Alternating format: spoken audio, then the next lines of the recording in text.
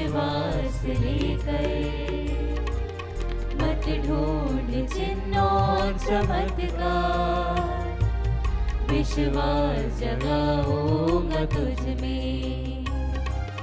अविश्वासी ना बन कर आजा, राही बराबर विश्वास है तो पर्वत भी दूर हो जाता। राही बराबर विश्वास है तो पर्वत भी दूर हो जाता। दैनिक वेदनाओं की पहाड़ी विश्वास से हट जाती। सब कुछ मुमकिन हो जाता। अविश्वासी ना बन कर आजा। आप सभी लोगों को यीशु पिता और पुत्र और पवित्र आत्मा के नाम पर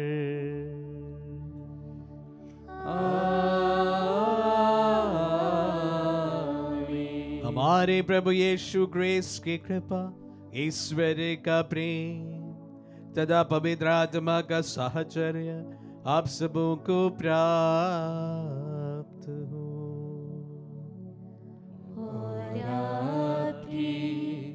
आत्मा के साथ आइए हम अपने आप की स्तोत्रिया के लिए तैयार करें। फिर से एक रविवार में हम लोग प्रवेश कर रहे हैं।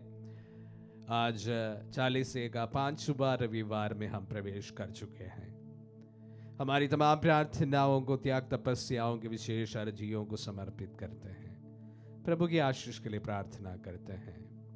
साथ ही साथ गत सप्ताह प्रभु ने हमारे जीवन में दिए सभी निजी वरदानों के लिए, हमारे परिवार में दिए सभी वरदानों के लिए, सबके लिए आज हम धन्यवाद देते हैं। साथ ही साथ आगामी सप्ताह जब हम प्रभु के क्रूस, मरण और मृत्यु और उनके पुनरुत्थान का त्योहार के बहुत करीब पहुंच रहे हैं, हम विशेष रूप से हमारे जीवन में भी प्रभु की विशेष आशीष के लिए प्रार्थना करें। अनेक जगहों पर ये रिट्रीट का समय है, मन परिवर्तन का समय है, प्रभु की ओर मुड़ने का, संबंधों को वापस जोड़ देने का अवसर है। सभी पर प्रभु की आशीष रहे, हम प्रार्थना करते हैं। साथ ही साथ हमारे तमाम दानदाताओं को भी धन्यवाद देते हुए इस पवित्र में सब बलिदान हम समर्पित करते हैं। आत्मदर्शन की सेविकाई द्वारा जो लोग लाभान्वित होते हैं उन्हें भी हम समर्पित करते हैं। इस सेविकाई को सतत रूप से सपोर्ट करने वाले तमाम लोगों को भी आज के इस पवित्र मिस्सा बलिदान में हम समर्पित करते हैं। अपनी तमाम प्रार्थनाओं को प्रभु के सम्मुख रखते हुए आइए हम अपने पापों को स्वीकार करें ताकि हम पवित्र बलि चढ़ाने के योग्य बन जाए। हे भाई और बहनों, मैं सर्वशक्तिमान ईश्वर और आप लोगों के सामने स्वीकार करती हूँ कि मैंने मन, वचन और कर्म से तथा अपना कर्तव्य पूरा न करने से अपने कसूर से अपने भारी कसूर से घोर पाप किया है। इसलिए मैं नित्य कुमारी धन्य मरियम से, सब स्वर्गदूतों, संतों और आप लोगों से, हे भाई और बहनों, विनती करता हूँ कि आप लोग मेरे लिए प्रभु ईश्वर से प्रार्थना करें। सर्वशक्तिमान ईश्वर हम लोगों पर दया करे और हमारे पाप क्षमा कर हमें अनंत जीवन प्रदान करे। आमीन।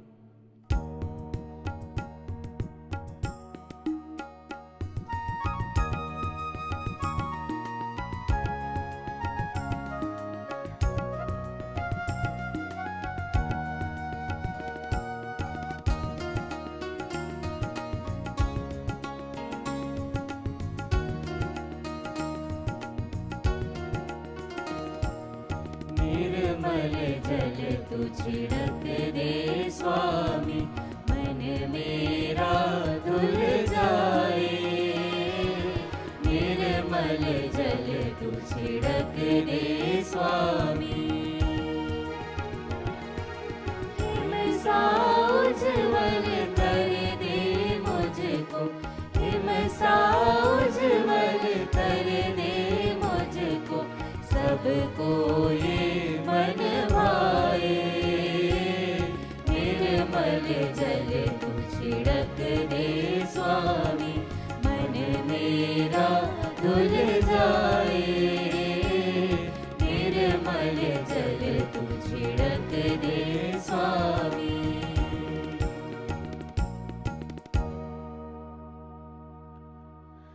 हम प्रार्थना करें।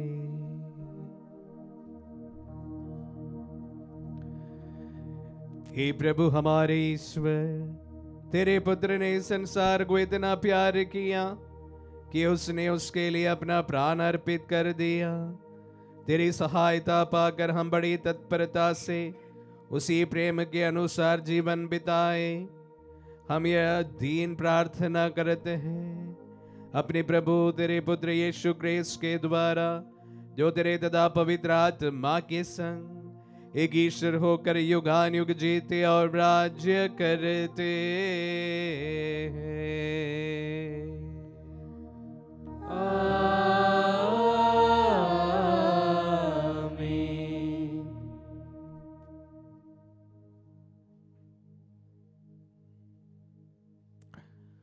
प्रभु का आत्मा आपके जुहा तथा आपके हृदय पर हो, ताकि आप योग रीति से प्रभु की वाणी सुना सके। पिता और पुत्र पवित्र आत्मा के नाम पर आमीन। पहला पाठ नबी ईसायास का ग्रंथ अध्याय 43 पद संख्या 16 से 21। मैं एक नया कार्य करने जा रहा हूँ, मैं अपनी प्रजा को जल पिलाऊंगा। प्रभु ने समुद्र में मार्ग बनाया और उमड़ी हुई लहरों में पथ तैयार किया था। उसने रथ, घोड़े और एक विशाल सेना बुलाई। वे सब के सब ढेर हो गए और फिर कभी नहीं उठ पाए। वे बत्ती की तरह जलकर बुझ गए। वही प्रभु कहता है, पिछली बातें भुला दो, पुरानी बातें जाने दो। देखो, मैं एक नया कार्य करने जा रहा हूँ, वह प्रारंभ हो चुका है। क्या तुम उसे नहीं देखते? मैं मरुभूमि में मार्ग बनाऊंगा और उजाड़ प्रदेश में पथ तैयार करूंगा। जंगली जानवर, गीदड़ और शुतुरमुर्ग मुझे धन्य कहेंगे, क्योंकि मैं अपनी प्रजा की प्यास बुझाने के लिए मरुभूमि में जल का प्रबंध करूंगा और उजाड़ प्रदेश में नदियाँ बहाऊंगा। मैंने यह प्रजा अपने लिए बनाई है, यह मेरा स्तुतिगान करेगी।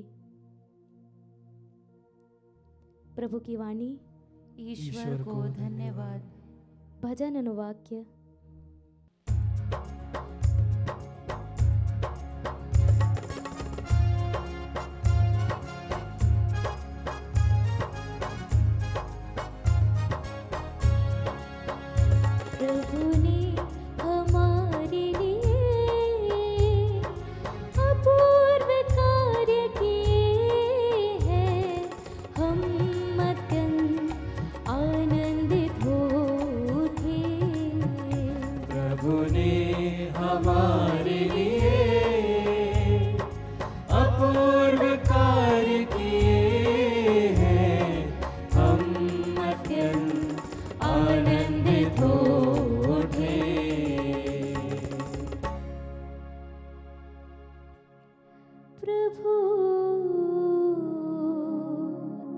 जब सिय्योन के निर्वासितों को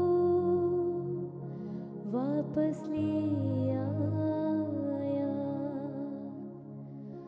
तो हमें लगा कि हम स्वप्न देख रहे। हमारे मुख पर हंसी खिल उठी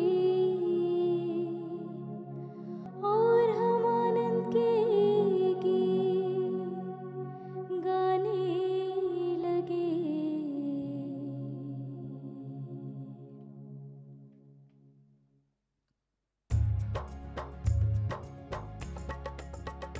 प्रभु ने हमारे लिए अपूर्व कार्य किए हैं, हम अत्यंत आनंदित हो उठे। प्रभु ने हमारे लिए अपूर्व कार्य किए हैं, हम अत्यंत आनंदित हो उठे।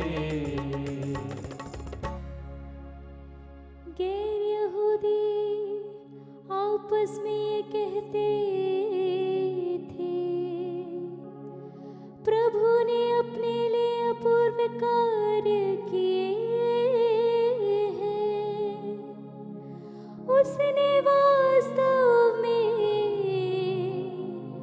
हमारे लिए अपूर्व कार्य किए हैं और हम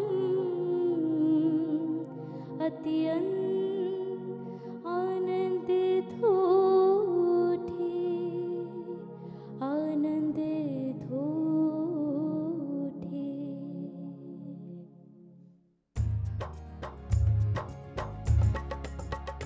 प्रभु ने हमारे लिए अपूर्व कार्य किए हैं, हम अत्यंत आनंदित उठे। प्रभु ने हमारे लिए अपूर्व कार्य किए हैं, हम अत्यंत आनंदित उठे। हे प्रभु, मरुभूमि की नदियों की तरह हमारे निर्वासितों को वापस लिया, जो रोते हुए बीज बोते हैं, वे गाते हुए लूनते हैं।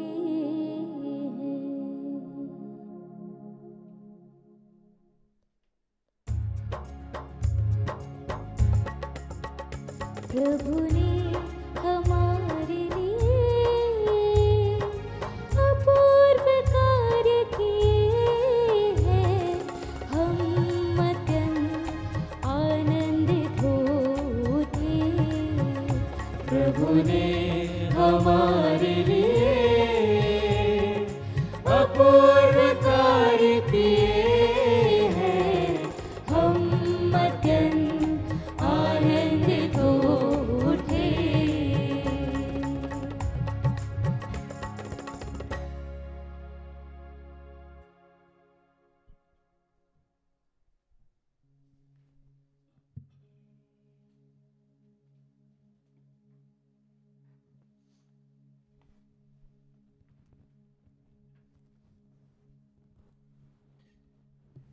दूसरा पाठ फिलिपियों के नाम संत पौलुस का पत्र, अध्याय 3, वचन संख्या 8 से 14। मैं अपने प्रभु यीशु मसीह को जानना सर्वश्रेष्ठ लाभ मानता हूँ और इस ज्ञान की तुलना में हर वस्तु को हानि ही मानता हूँ। उन्हीं के लिए मैंने सब कुछ छोड़ दिया और उसे कूड़ा समझता हूँ, जिससे मैं मसीह को प्राप्त करूँ और उनके साथ पूर्ण रूप से एक हो जाऊं। मुझे अपनी धार्मिकता का नहीं, जो संहिता के पालन से मिलती है, बल्कि उस धार्मिकता का भरोसा है जो मसीह में विश्वास करने से मिलती है, जो ईश्वर से आती है और विश्वास पर आधारित है।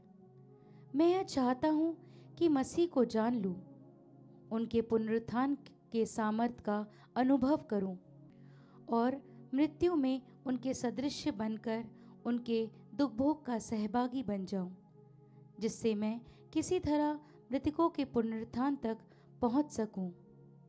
मैं यह नहीं कहता कि मैं अब तक यहाँ सब कर चुका हूँ अथवा मुझे पूर्णता प्राप्त हो गई है, किंतु मैं आगे बढ़ता जाता हूँ ताकि वह लक्ष्य मेरी पकड़ में आए जिसके लिए यीशु क्रिस्त ने मुझे अधिकार में ले लिया है।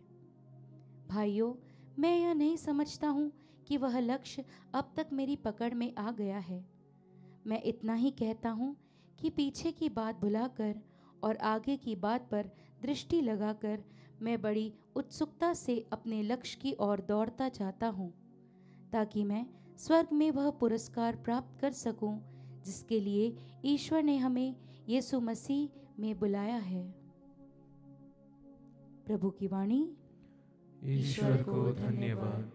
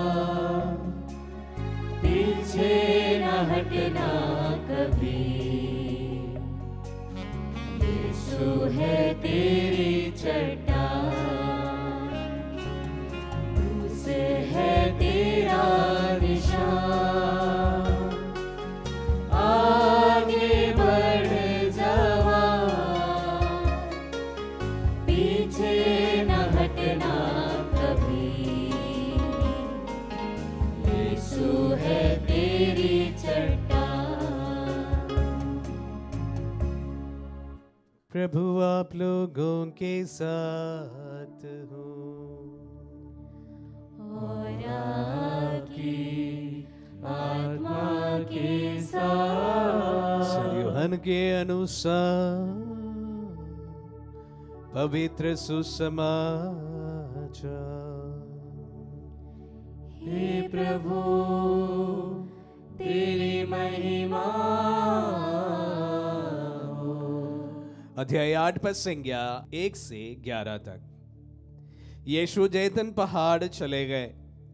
वह बड़े सवेरे फिर मंदिर आए। सारी जनता उनके पास इकट्ठी हो गई थी और वह बैठकर लोगों को शिक्षा दे रहे थे। उस समय शास्त्री और फरीसी व्यभिचार में पकड़ी गई एक स्त्री को ले आए और उसे बीच में खड़ा कर उन्होंने यीशु से कहा, गुरुवर, ये स्त्री व्यभिचार करते हुए पकड़ी गई है। संहिता में मूसा ने हमें ऐसी स्त्रियों को पत्थरों से मार डालने का आदेश दिया है। आप इसके विषय में क्या कहते हैं? उन्होंने यीशु की परीक्षा करते हुए ये कहा, जिससे उन्हें उन पर दोष लगाने का कोई आधार मिल जाए। यीशु झुककर उंगली से भूमि पर लिखते रहे। जब वे उनसे उत्तर देने के लिए आग्रह करते रहे तो यीशु ने सिर उठाकर उनसे कहा, तुम में जो निष्पाप हो वही सबसे पहले से पत्थर मारे। और वह फिर झुककर भूमि पर लिखने लगे। ये सुनकर बड़ों से लेकर छोटों तक सबके सब एक एक करके खिसक गए। यीशु अकेले रह गए और वह स्त्री बीच में खड़ी रही। तब यीशु ने सिर उठाकर उससे कहा, नारी, वे लोग कहाँ हैं? क्या एक ने भी तुम्हें दंड नहीं दिया? उसने उत्तर दिया, महोदय, एक ने भी नहीं। इस पर यीशु ने उनसे कहा, मैं भी तुम्हें दंड नहीं दूंगा। जाओ और अब से फिर पाप नहीं करना।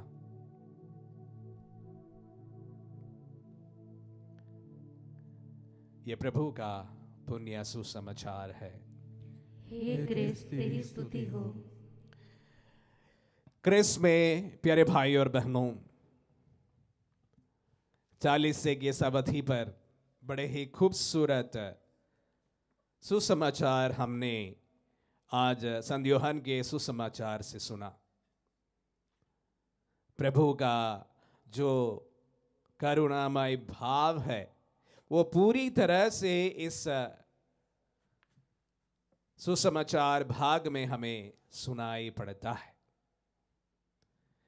एक गुरु किस हद तक करुणामय बन जाना है, शायद उसकी पूर्ण व्याख्या के सुसमाचार से हमें प्राप्त होता है। आज हम आज के सुसमाचार पर हमारा ध्यान करने की कोशिश करेंगे। हम आज के सुसमाचार में 2 प्रकार के लोगों को मिलते हैं। एक जो है जो एक्यूजर के रूप में है, इल्जाम लगाने वालों के रूप में है, और दूसरा जो है एक्यूज्ड के रूप में है, मुजरिम के रूप में है। इल्जाम लगाने वाले और मुजरिम। और प्रभु भी। हम दोनों का थोड़ा बहुत दोनों के बारे में मनन करने की कोशिश करेंगे। व्यभिचार में पकड़ी गई वह स्त्री और उनको प्रभु के पास प्रभु को ये परीक्षा करने के लिए लेके आए हुए शास्त्री और फरीसी और वे लोग, झुंड, भीड़ और प्रभु।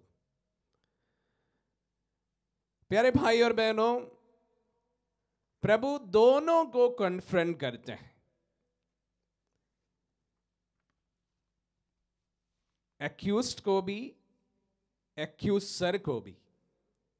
और वही आज हमारे लिए मनन का विषय है। प्रभु की परीक्षा लेने के लिए उस स्त्री को वहां पर लाया गया और उससे ज्यादा जो इल्जाम उन पर लगा है वो व्यभिचार में पकड़ी गई है। और देखिए किस प्रकार सिर्फ उस स्त्री को वहां पर लाया गया। व्यभिचार अकेले में नहीं किया जा सकता है, आप जानते हैं। व्यभिचार करने के लिए कम से कम 2 व्यक्तियों की जरूरत होती है और वहां पर सिर्फ वो स्त्री वहां पर उपस्थित है। पुरुष का क्या? व्यभिचार में पकड़े जाने वाले लोगों को पत्थरों से मार डाल देने का जो प्रथा है, विधि विवरण ग्रंथ से है, अध्याय 22 में और लेवी ग्रंथ के अध्याय 20 में इसके बारे में हमें पढ़ने को मिलता है, जिस पर पूरी तरह से लिखा गया है कि व्यभिचार में पकड़े जाने वाली स्त्री एवं पुरुष दोनों को एक प्रकार की दंड दिया जाए।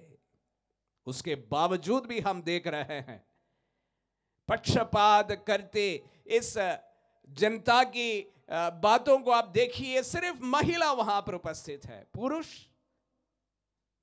वहां पर नहीं है। पुरुष प्रधान समाज जो है पुरुष को अक्सर बचाता ही है। खैर, हम फिर से उस भीड़ की ओर हमारे ध्यान को आकर्षित करते हैं। जैसे प्रभु के पास उन्हें लाया गया और उनसे कहा गया कि तुम क्या कहते हो कि इनके साथ क्या किया जाए, तो प्रभु उनसे कहते हैं तुम में जो निष्पाप हो वो प्रथम पत्थर इस नारी पर फेंका जाए।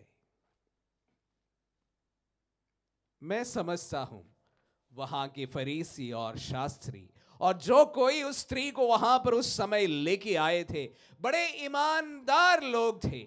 ईमानदार लोग थे, बड़े से लेकर जिनको प्रथम बार यह बोध हुआ कि मैं परफेक्ट नहीं हूं, निष्पाप नहीं हूं, पापी व्यक्ति हूं, बड़े से लेकर छोटे सभी एक एक करके वहां से खिसक गए। प्यारे भाई और बहनों, अगर आज वही स्थिति रिपीट होती तो मैं यकीन मानता हूं और पूर्ण विश्वास भी करता हूं वो स्त्री नहीं बचती। वहां पर उपस्थित सभी लोग उस नारी को, स्त्री को पत्थर मारते ही हैं, जैसे वे सभी, हम सभी निष्पाप हो, बिना पाप के हो। आज के समाज इस तरह से पाप बोध जो खो चुका है, जो अपने आप में यह समझता है कि मैं कुछ गलत नहीं कर सकता, जिन पर मैं दोष डालता हूं वही दोषी है, मैं तो दूध का धुला हुआ एकदम पाक साफ इंसान है। यही भावना शायद मेरी भी है, यही भावना मेरे बातों को सुनने वाले आप में से काफी लोगों का भी है। तो इसलिए मैं कहता हूं दावे के साथ कि अगर यही स्थिति आज होती तो वो स्त्री मारी जाती, उन पर पत्थर फेंका जाता, वो भीड़ उन्हें कभी छोड़कर नहीं जाते।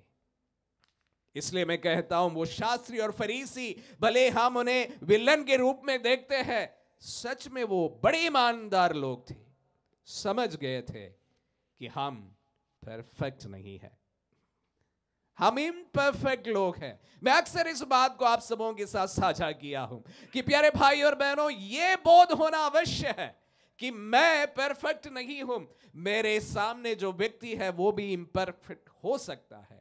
वहां से कंपैशन शुरुआत होती है, करुणा की शुरुआत होती है।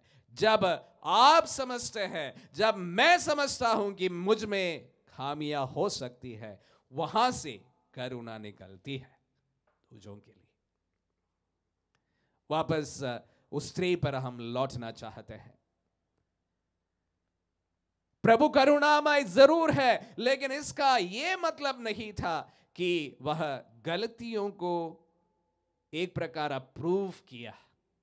ऐसा नहीं था कि जो कार्य उस स्त्री ने की, अगर उसने पाप किया है तो उस चीज को उन्होंने अप्रूव किया हो। प्रभु कहते हैं कि अब से पाप मत करना। She is given a second chance।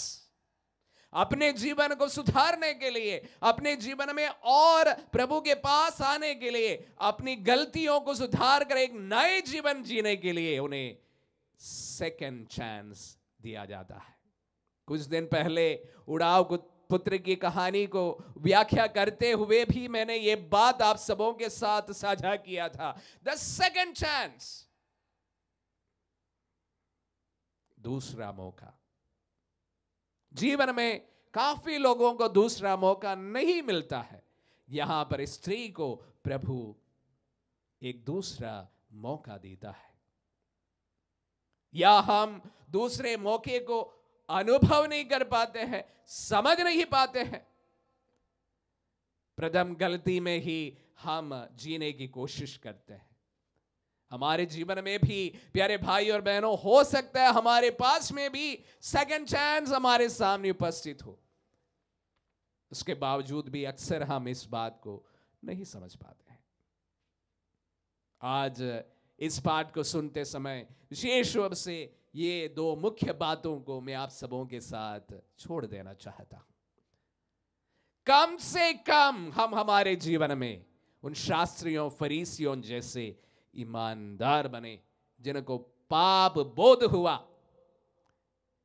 ये एक प्रकार के अपने मन में ये बात निकली कि मैं पापी हूं, एक पापी मनुष्य हूं, निष्पाप नहीं हूं।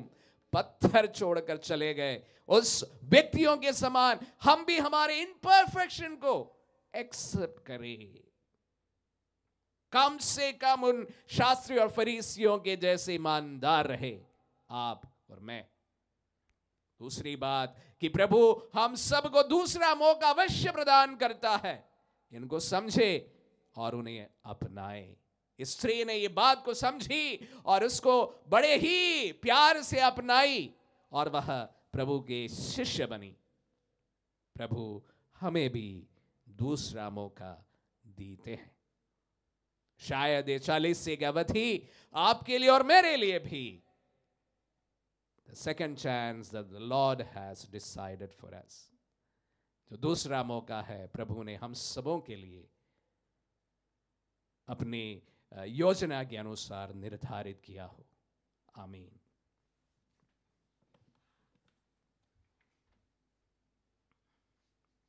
हम हमारे विश्वास की घोषणा के लिए खड़े हो जाएं। मैं सर्वशक्तिमान पिता, स्वर्ग और पृथ्वी, सब दृश्य और अदृश्य वस्तुओं के सृष्टिकर्ता एक ही ईश्वर में विश्वास करता हूँ। मैं ईश्वर के इकलौते पुत्र एक ही प्रभु यीशु ख्रिस्त में विश्वास करता हूँ, जो सभी युगों के पहले पिता से उत्पन्न है। वह ईश्वर से उत्पन्न ईश्वर, प्रकाश से उत्पन्न प्रकाश, सच्चे ईश्वर से उत्पन्न सच्चा ईश्वर है। वह बनाया हुआ नहीं बल्कि उत्पन्न हुआ है। वह पिता के साथ एक तत्व है। उसी के द्वारा सब कुछ सृष्ट हुआ। वह मनुष्यों के लिए और हमारी मुक्ति के लिए स्वर्ग से उतरा और पवित्र आत्मा के द्वारा कुंवारी मरियम से देह धारण कर मनुष्य बना। उसने पोंदुस पिलातुस के समय दुख भोगा। वह हमारे लिए क्रूस पर ठुका गया। वह मर गया और दफनाया गया और धर्म ग्रंथ के अनुसार तीसरे दिन फिर से जी उठा। वह स्वर्ग में आरोहित हुआ और पिता के दाहिने विराजमान है। वह जीवितों और मृतों को न्याय करने महिमा के साथ फिर आएगा और उसके राज्य का कभी अंत नहीं होगा। मैं पवित्र आत्मा में विश्वास करता हूँ। वह प्रभु और जीवन दाता है। वह पिता और पुत्र से प्रसिद्ध होता है। पिता और पुत्र के साथ उसकी आराधना और महिमा होती है। वह नबियों के मुख से बोला है। मैं एक पवित्र कैथोलिक पिता प्रेरित कलीसिया में विश्वास करता हूँ। मैं पापों की क्षमा के लिए एक ही बपतिस्मा स्वीकार करता हूँ और मृतकों के पुनरुत्थान और अनंत जीवन की बाट जोहता हूँ। आमीन। प्रभु हम विशेष रूप से आपके वचनों के लिए धन्यवाद देते हैं, जहां पर आपकी करुणामयी उपस्थिति को हम महसूस करते हैं। प्रभु हम नित्य दिन विशेष रूप से हमारे दिल में एक दूसरे के प्रति करुणा का भाव उमड़े और साथ ही साथ उन फरीसियों के समान अपने जीवन में पाप बोध, इम्परफेक्शन, उसका भी अनुभव करें। और प्रभु आप हमारे जीवन में हरदम देने वाले सेकंड चांसेस, दूसरे मौके को भी अपनाने की हमें कृपा प्रदान कर। हम प्रार्थना करें और कहें, हे पिता हमारी प्रार्थना सुन। प्रभु हम सार्वभौमिक कलीसिया के लिए, उसके शीर्ष संत पिता के लिए और तमाम अगुवाओं के लिए प्रार्थना करते हैं। प्रभु आपकी कलीसिया को पवित्र आत्मा के मार्गदर्शन के द्वारा अगुवाई करने का अनुग्रह सभी अगुवाओं को प्रदान कर, और विशेष रूप से भारतीय कलीसिया के अगुवाओं को तो ये प्रदान कर। हम प्रार्थना करें और कहें, हे पिता हमारी प्रार्थना सुन। प्रभु हमारे देश के तमाम नेताओं को, हमारे देश को हम समर्पित करते हैं।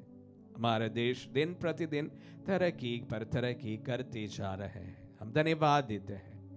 प्रभु उसी के साथ साथ विशेष प्रार्थना है जो गरीब है, जिनके बारे में बोलने के लिए, कहने के लिए कोई नहीं है, उनका भी उत्थान हो, उनके लिए भी जन कल्याण कार्य द्वारा वे भी इस तरक्की में शामिल हो और हम भाईचारे में आगे बढ़ते जाए। हम प्रार्थना करें, हे पिता हमारी प्रार्थना सुन। प्रभु जिन लोगों ने हमारे पास में अपनी प्रार्थना निवेदन भेजे हैं, उनमें जो बीमार है, अत्यंत बीमारी की हालत में, प्रभु उनके लिए हम विशेष प्रार्थना करते हैं। उनके जीवन में तू हस्तक्षेप कर और उनको प्रभु आपकी पवित्र उपस्थिति का एहसास दिला दीजिए। साथ ही साथ हमारे परिवारों को, परिजनों को समर्पित करते हैं। प्रभु आशीष दे। जो लोग विशेष रूप से अपने जीवन में परिवर्तन लाना चाहते हैं, उन्हें इस 40 की अवधि पर हम समर्पित करते हैं। उन्हें भी अनुग्रह प्रदान कर।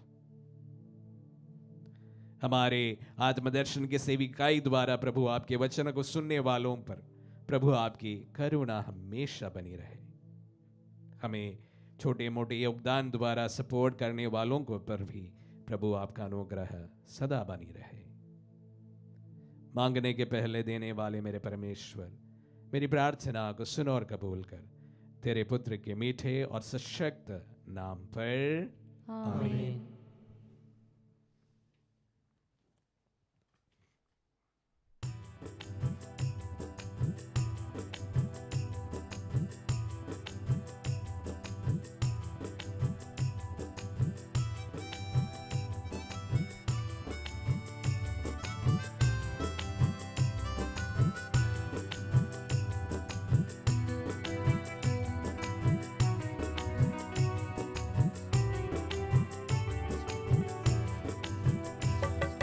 समर्पण का समय है, समर्पित करो चरण में, जो भी चाहेंगे सूझी भेंट में, हम निसारेंगे यीशु चरण में। बलिवेदी पर भेंट हम सब चढ़ाते तभी, दिल में भरा है घृणा भाव नफरत का। संतप्त होंगे प्रभु तेरी सौगात से, स्वीकार करेगा नहीं प्रभु उपहार को। मानो सगा सबको सगा उपहार दे, हम सब मिलकर स्वीकारेगा प्रभु ईश्वर। समर्पण का समय है, समर्पित करो चरण में, जो भी चाहेंगे सूझी भेंट में, हम निसारेंगे यीशु चरण में। भाई और बहनों, प्रार्थना कीजिए कि सर्वशक्तिमान पिता ईश्वर हमारे बलिदान ग्रहण करें।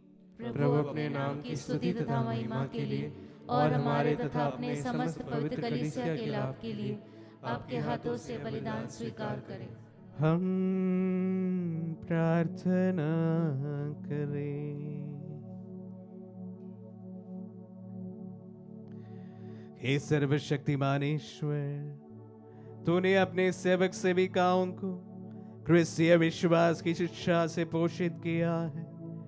ऐसे वर दे इस बलिदान के प्रभाव से हम परिशुद्ध हो जाए। हम ये प्रार्थना करते हैं अपने प्रभु क्रिस्त के द्वारा।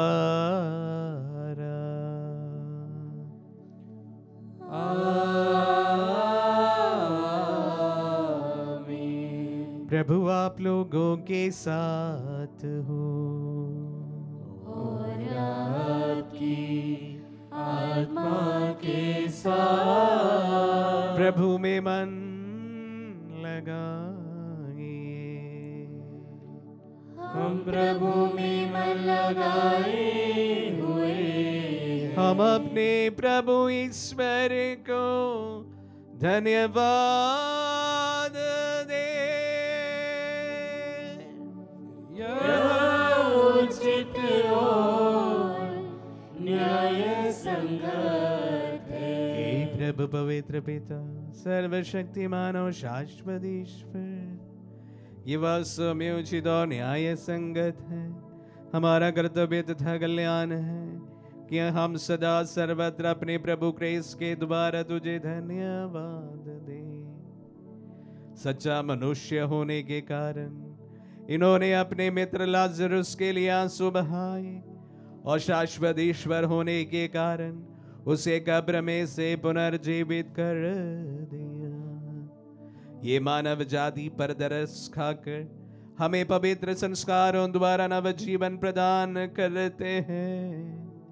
इन्हीं के द्वारा स्वर्गदूतों की सेना तेरे प्रताप की आराधना करती और तेरे सम्मुख सदा सर्वदा हर्ष मनाती है। उन्हीं के स्वर में स्वर मिलाकर हम भी उल्लास पूर्वक तेरा स्तुति गान एक स्वर से गाते हैं।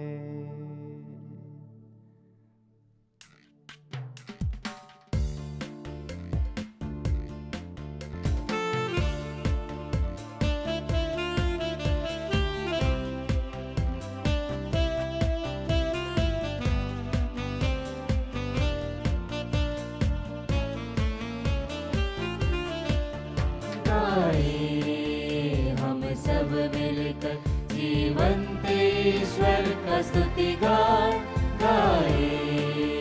हम सब मिलकर जीवंत ईश्वर का स्तुति गान।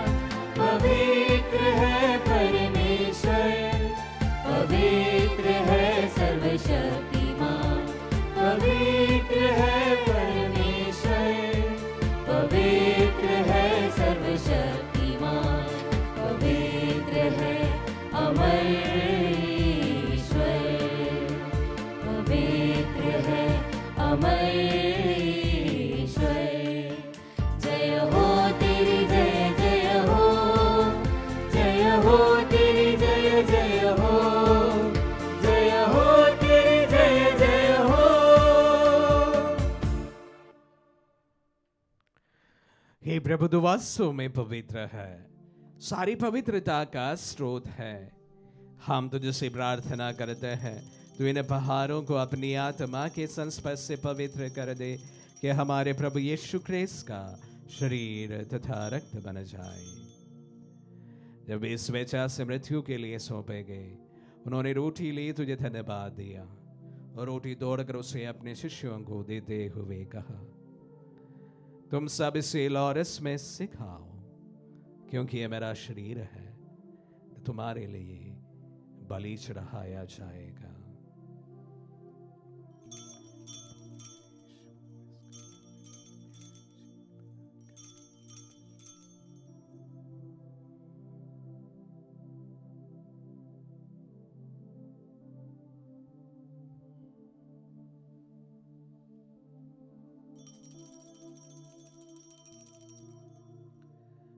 इसी भांति भोजन के बाद उन्होंने कटोरा लिया, तुझे धन्यवाद दिया और उसे अपने शिष्यों को देते हुए कहा, तुम सब इसे लो और इसमें से पियो, क्योंकि यह मेरा रक्त का कटोरा है, नवीन और अनंत व्यवस्थान का रक्त जो तुम्हारी और बहुतों के पापों की क्षमा के लिए बहाया जाएगा, तो मेरी स्मृति में यह करो।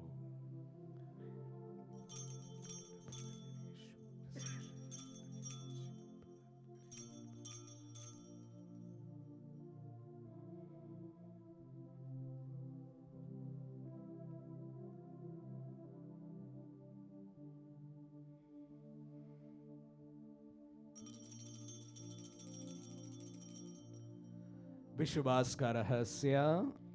हे प्रभु, जब हम यह रोटी खाते और यह कटोरा पीते हैं, तेरे पुनरागमन तक तेरी मृत्यु की घोषणा करते हैं। इसलिए हे प्रभु, हम क्रिस्त की मृत्यु और पुनरुत्थान की स्मृति में तुझे जीवन की रोटी और मुक्ति का कटोरा चढ़ाते हैं। हम तुझे धन्यवाद देते हैं कि तूने हमें अपने सम्मुख उपस्थित होने और अपनी सेवा करने का सौभाग्य प्रदान किया है। हमारा नम्र निवेदन है कि हम सब जो क्रिस्त का शरीर और रक्त ग्रहण करते हैं, पवित्र आत्मा के द्वारा एकता की सूत्र में बंधे रहे। हे प्रभु, हमारे संत पिता फ्रांसिस, हमारे धर्माध्यक्ष थॉमस और सभी याजकों के साथ विश्व भर में फैली अपने कलीसिया की सुधीले तथा इसे प्रेम में सिद्ध बना दे। हे प्रभु, हमारे उन बंधुओं की भी सुधीले जो पुनरुत्थान की आशा में परलोक सिधार चुके हैं, उन्हें सभी मृतकों को अपने अपने दर्शन का सौभाग्य प्रदान कर हम सब दिया दृष्टि डाल के हम भी अनंत जीवन के सहभागी बने। और ईश्वर की माता धन्य कुंवारी मरियम, उनके वर धन्य यूसुफ, धन्य प्रेरितों और सब संतों के साथ जो युग युग में तेरे विश्व सेवक से भी कायम बने रहे, तेरे स्तुति और महिमा कर सके तेरे पुत्र यीशु क्रिस्त के द्वारा।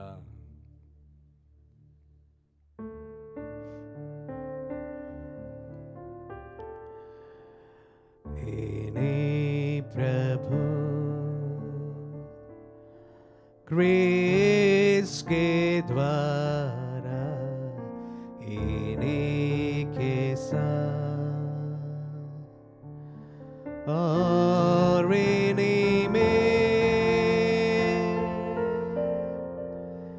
हे सर्वशक्तिमान पिता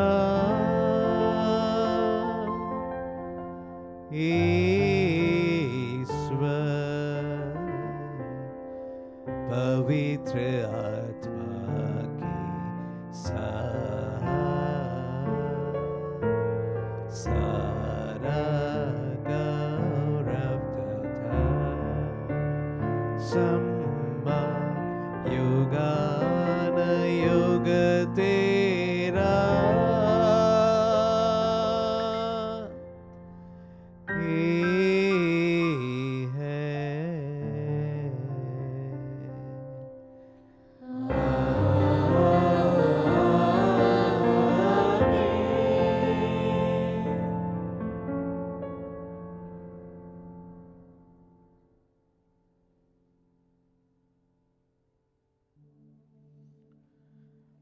हम सब मिलकर पिता यीशु से प्रार्थना करें जैसे प्रभु यीशु ने हम सबों को सिखलाए हैं। हे पिता हमारे जो स्वर्ग में है, तेरा नाम पवित्र माना जाए, तेरा राज्य आए, तेरी इच्छा जैसे स्वर्ग में है वैसे इस पृथ्वी पर भी पूरी हो।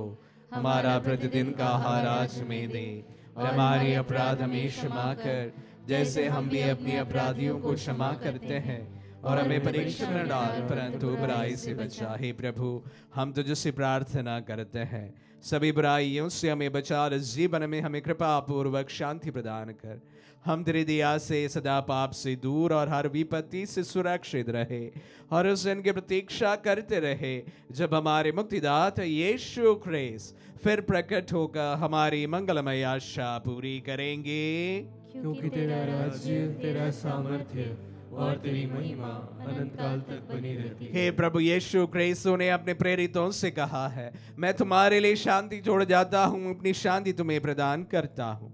तू हमारे पापों पर नहीं अपने कलीसिया के विश्वास पर दृष्टि डाल और उसे शांति तथा एकता प्रदान कर। युगानुयुग जीता और राज्य करता है। आमीन। प्रभु की शांति सदा आप लोगों के साथ रहे और आपकी आत्मा के हम साथ। परस्पर शांति अभिवादन करें। पीस में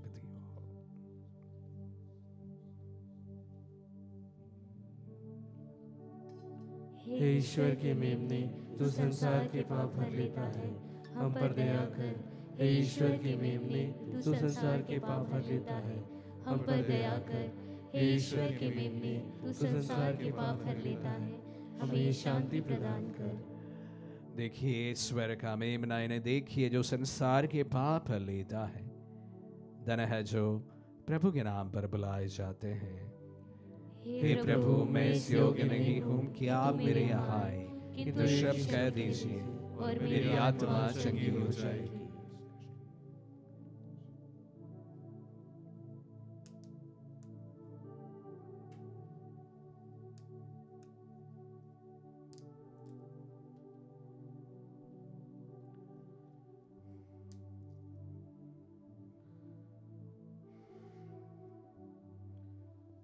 हे मेरे प्रभु यीशु, मैं सारे हृदय से विश्वास करती हूँ कि आप पवित्र यूकरिस्तीय संस्कार में उपस्थित हैं।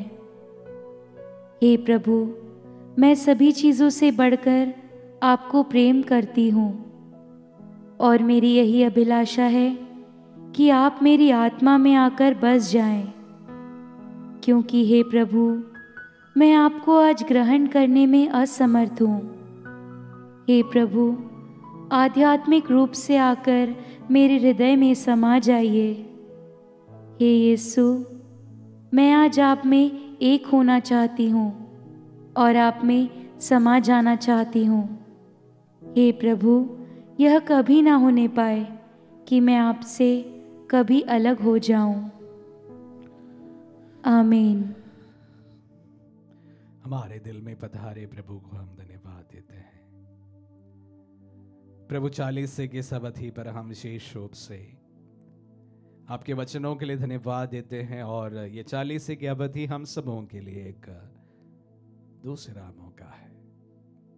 हमारे जीवन में किए गए तभी गलतियों को सुधारने का, एक नई जिंदगी जीने का, एक नई शुरुआत करने का दूसरा मौका है।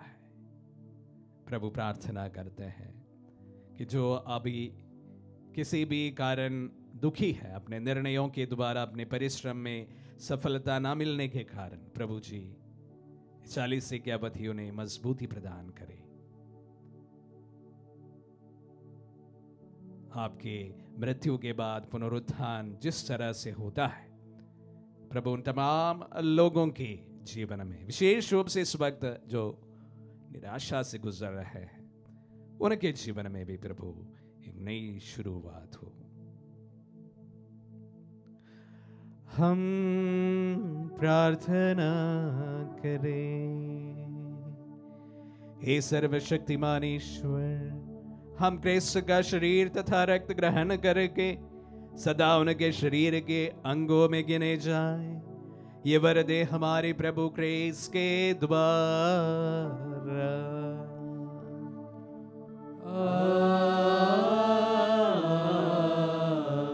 प्रभु आप लोगों के साथ हो और आपकी आत्मा के साथ। आशीर्वाद ग्रहण कर सर्वशक्तिमान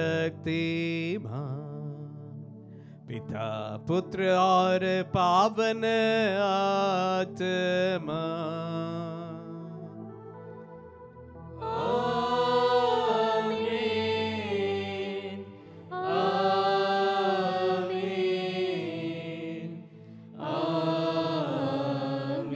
जाइए, दिव्य यज्ञ हुआ संपन्न।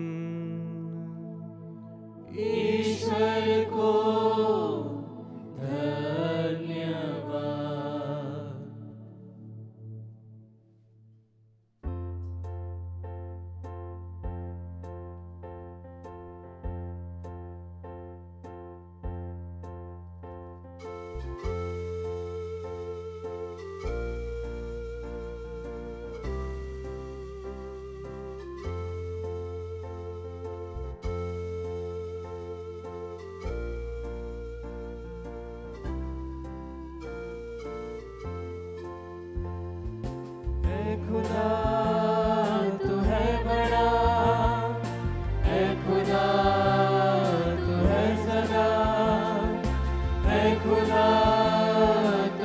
हक है, ऐ खुदा तू शक्ति है। जिंदगी के सोते में मुझे जिंदगी पाने को तू चला, जिंदगी के सोते में मुझे जिंदगी पाने को तू चला। हम वफादार नहीं है, तुम वफादार जरूर हो। हम वफादार नहीं है, तुम वफादार जरूर हो।